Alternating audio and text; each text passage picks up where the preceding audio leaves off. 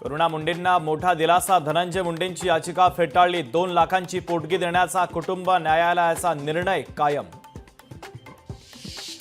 एकदाच निवडून आलेल्यांनी मला फुकटचे सल्ले देऊ नयेत। अजित पवारांचं हर्षवर्धन सपकाळ यांना जोरदार प्रत्युत्तर। अजितदादांनी मुस्लिम समाजाचा विश्वासघात केला। सपकाळांचा घणाघात। भिसे कुटुंबियांनी घेतली मुख्यमंत्री देवेंद्र फडणवीसांची भेट। या प्रकरणी योग्य ती कारवाई केली जाईल। फडणवीसांचे भिसे कुटुंबाला आश्वासन। गर्भवती महिलेच्या मृत्यूनंतर दीनानाथ मंगेशकर रुग्णालयाला जाग। यापुढे आपत्कालीन विभागामध्ये कोणत्याही रुग्णाकडून डिपॉझिट न घेण्याचा निर्णय। अश्विनी बिद्रे हत्याकांड प्रकरणी 11 एप्रिलला कोर्ट आरोपींना शिक्षा सुनावणार। अभय कुरुंदकर हाच मुख्य आरोपी असल्याचं निष्पन्न।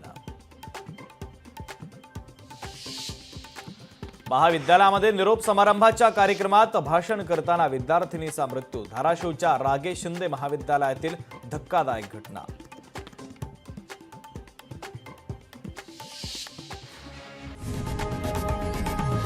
लोकशाही मराठी ऐका, पहा, जागरूक रहा।